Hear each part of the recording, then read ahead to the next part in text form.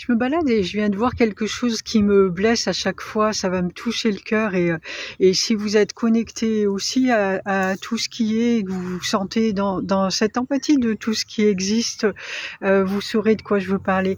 Mais pour ceux qui feraient ce geste machinalement, parce que tout le monde fait ça machinalement, ça fait partie du quotidien, on s'en rend même pas compte, c'est naturel et bien je vous invite à rester jusqu'à la fin et à prendre la portée, du geste. Il y a un petit peu de voiture là.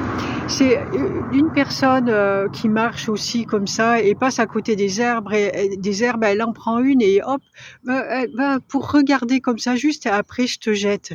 Mais en fait, l'herbe quelle qu'elle soit, la plante elle est vivante.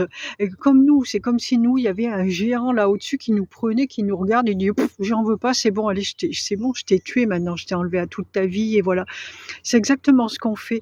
Les plantes, elles sont vivantes, elles ont un esprit, elles ressentent les choses et puis voilà, elles sont vivantes, elles ont le droit de vivre. On n'est pas là nous pour, décider de qui peut vivre ou pas ou voilà, mais je sais que souvent c'est inconscient, mais justement, je voudrais mettre la conscience là-dessus. Et si vous avez envie de la regarder, penchez-vous, regardez-la, parlez-lui en même temps. Ça lui fera plaisir et ça lui fera du bien. Mais ne l'arrachez pas comme ça juste pour quelques secondes. À la limite, je dis à la limite, moi je ne le fais plus, mais ça me regarde. Mais si vous avez envie de faire un bouquet de fleurs ou que ça va embellir votre vie, que ça va vous faire du bien, ok, les fleurs, elles vont servir à quelque chose. En plus, tout le monde a l'habitude de dire à un moment, je me sacrifie pour ci, pour ça, pour embellir la vie. On vit tous pour la même raison. Mais pas pour rien, quoi. Ne les détruisez pas pour rien. C'est vraiment ce que j'avais envie de partager, de vous mettre en conscience. Et je vais, pareil, vous partager une anecdote aussi pour illustrer ce que je suis en train de vous dire. Je vais attendre que la voiture passe, c'est pas forcément le meilleur endroit, mais voilà. Euh, un jour, je me promenais aussi et voilà, j'étais vraiment très connectée à Dieu là à ce moment-là. Enfin, il était là en fait, tout simplement.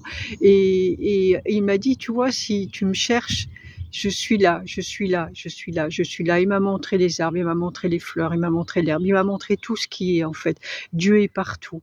Donc, si vous voulez prouver votre amour, montrer votre amour à Dieu, il est absolument partout, donc respectez-le dans chaque forme de vie. Voilà et je pense on cherche les façons d'élever son taux vibratoire, d'élever ses vibrations, on va écouter de la musique, faire un tas de choses qui sont très, très bien.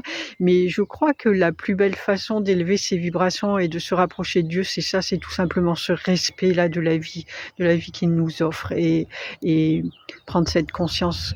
Être un, c'est ça. Être un, c'est ça. C'est être un aussi avec le brin d'herbe et avec les fourmis, avec absolument tout ce qui est. Donc être un, c'est ça, pensez-y bien. Il n'y a pas rien qui soit pas important dans la vie. Voilà, je vous laisse méditer à ces quelques mots et je vous souhaite plein de belles balades et apprenez à regarder de près avec un vrai regard et une vraie conscience et ça va changer toute votre vie. Et puis celle des plantes aussi. Ciao, ciao.